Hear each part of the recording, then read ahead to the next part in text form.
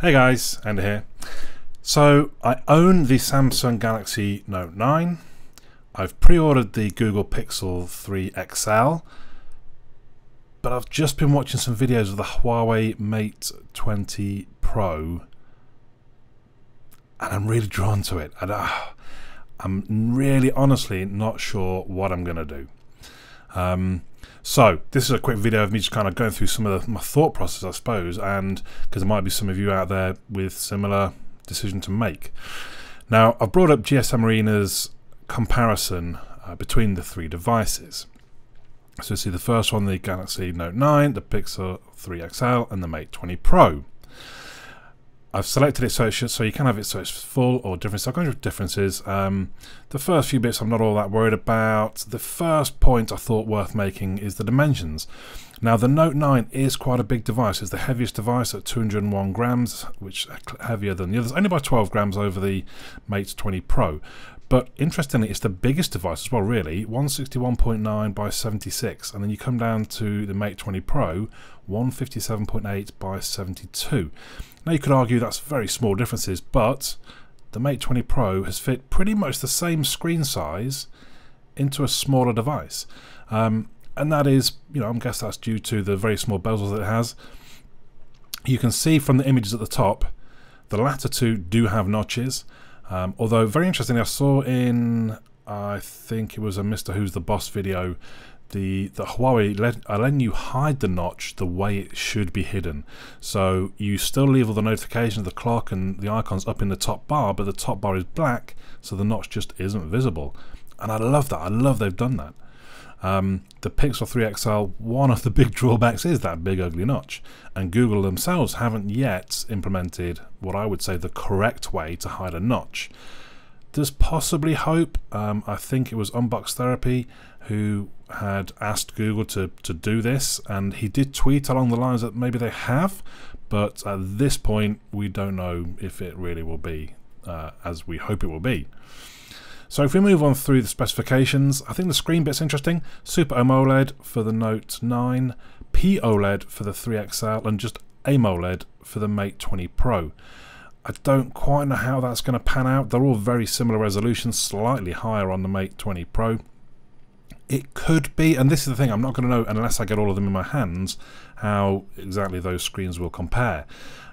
Everything we're hearing about the Pixel 3 XL is actually the screen does look amazing this year. There were big concerns over it last year, but it looks fantastic this year. The Note 9, I suspect, might have the best looking screen of the three, but that is just a suspicion. I don't know for sure until I get the three of them. Super AMOLED over AMOLED, you would kind of guess that's the case. POLED, I'm not going to lie, I'm not really sure how that's going to compare to a Super AMOLED. We mentioned the screens are very similar. The Pixel 3 XL having the smaller of the screens and the biggest notch. Interestingly, the Note 9 is Android 8.1, whereas the other two are Android 9.0, and obviously the Pixel 3 XL has the edge in that it's stock Android. To a lot of people that won't actually make any difference. To people that like tech, maybe, sort of more enthusiasts, they prefer the stock Android. A lot of people do prefer the stock Android experience, and I'm not gonna lie, I don't really, although I think in my video I said that actually I really like Samsung software. I do. Things like their camera app and the decks and all that kind of stuff, and the things you can do with the S Pen, I do really like. But actual Samsung experience, the launcher, how the settings are, how the lock screen works, I don't like it. It really bugs me actually that I can't, for example, read my notifications from the lock screen. I can just see that I've got them. I've got to go in to do that. So that's quite a big drawback for the Note 9. If we come down to the, well, memory card's not an interesting one. So the Huawei Mate 20 Pro, sorry, I'll get it right.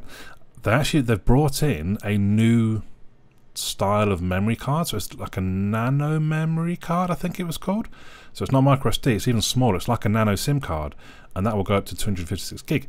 I think that's quite interesting. That's kind of, I don't know if you'd call it future-proofing, but it's sort of pushing things forward, I suppose, and quite intrigues me. I've never even looked to try and buy a nano memory card, so I don't know what kind of prices they would be. But it does have a slot. The Pixel 3 perhaps obviously being the weaker one here because, I mean, I've only pre-ordered the 64 gig because that was expensive enough.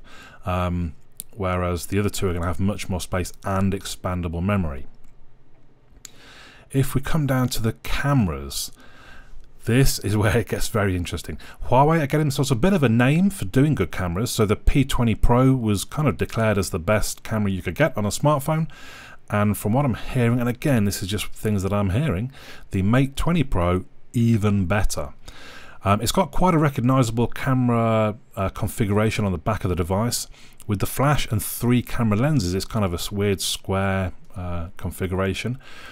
And the lenses are a regular 40 megapixel front-facing camera, a wide-angle 20, no sorry, that's a wide-angle, the 40 megapixel is a wide-angle camera, then there's an ultra-wide-angle 20 megapixel, and then there's a 3 times optical zoom that is 8 megapixel. And I've watched just a couple of videos on the comparisons between that and the Note 9 and I think it was one of the iPhones, the XS Max or something like that. And the Mate 20 Pro, it kind of blew them both away. It did look, especially in the low light, it was fantastic. In fact, and I've watched a lot of comparisons for the Pixel 3 XL, some of them with the Note 9 included. And I've got to be honest, the Note 9 makes the camera look a little bit average.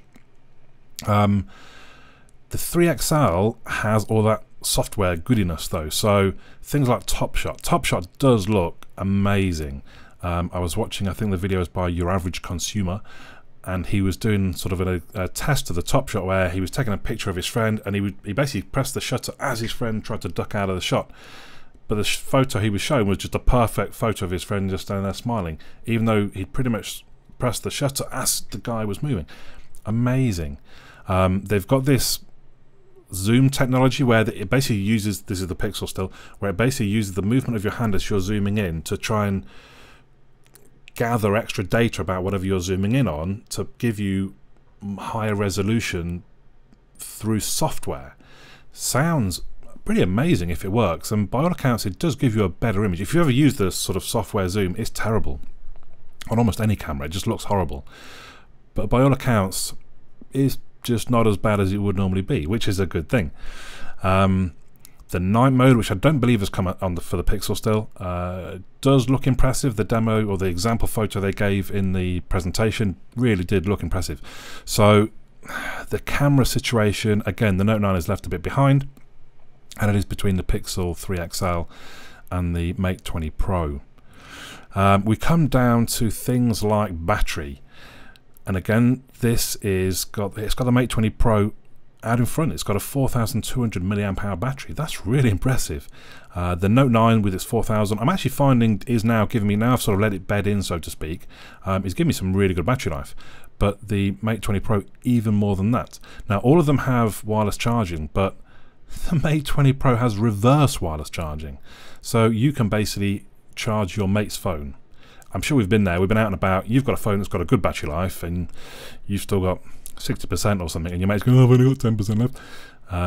Now, if they've got wireless charging, you turn on reverse charging, you put your phone on the table, they put their phone on top of yours, it's going to charge their phone. How cool is that? That is amazing. So if we look at prices, they're all very much the same. So the Note 9 retails at £900, the Pixel 3 XL at $869, but that's only for 64 gig. If we went to 128 gig, you're looking at, is it $969?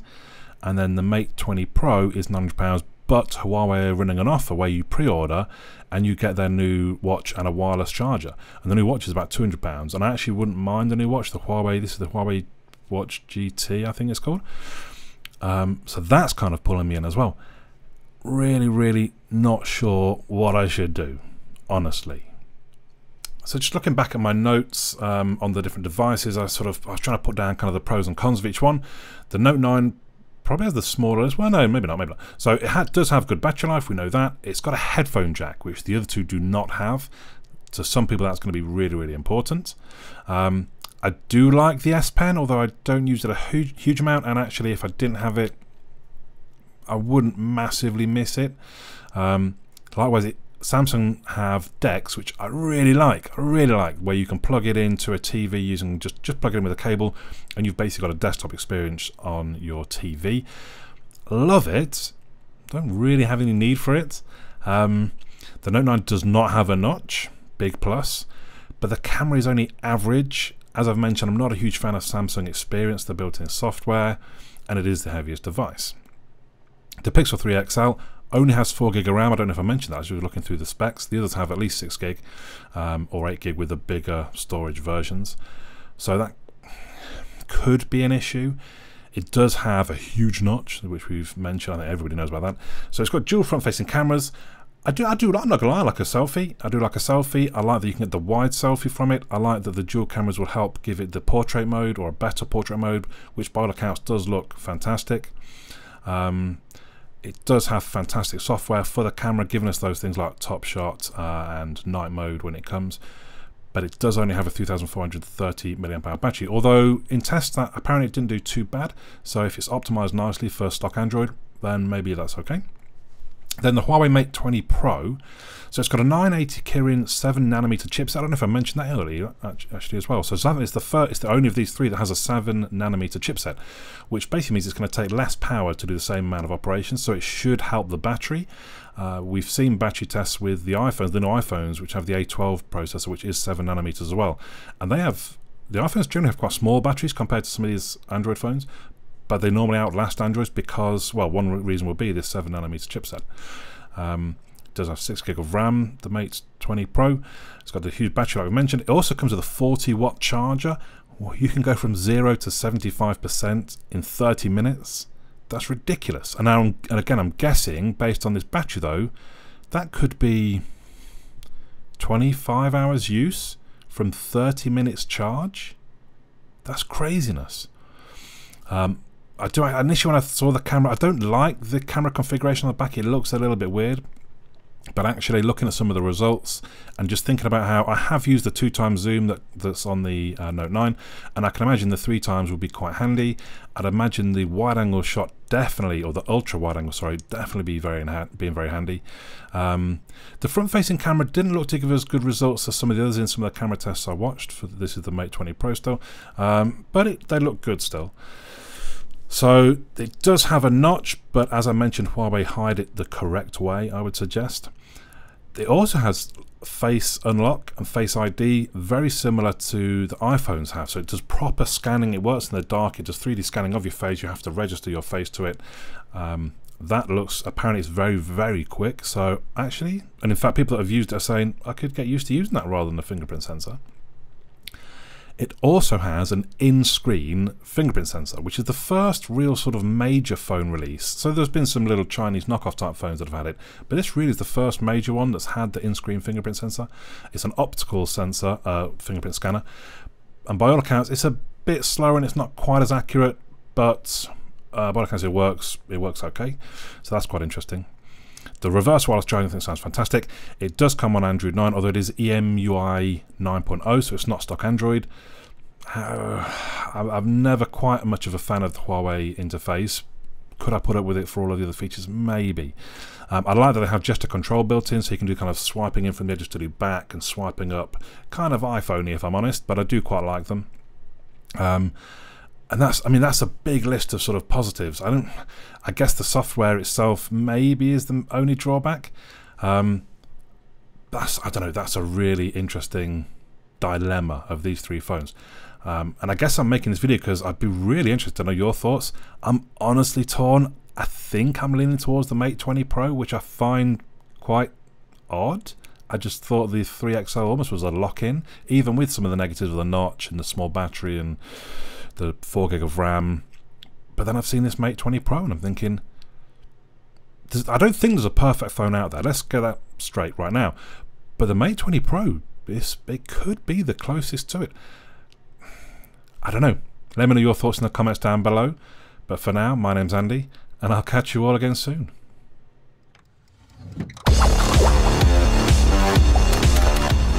Well done, and thank you for making it to the end of the video. Hopefully you enjoyed it. If you did, you might want to click the little fellow that should hopefully appear about here to subscribe. You may also want to check out some of my other videos, which are going to appear somewhere there. Also, come and have a look at my website, androidandy.uk. There is also a forum. Come and say hello on the forum if you've got any questions about things or request me to review things or anything else. Just come and have a chat on the forum.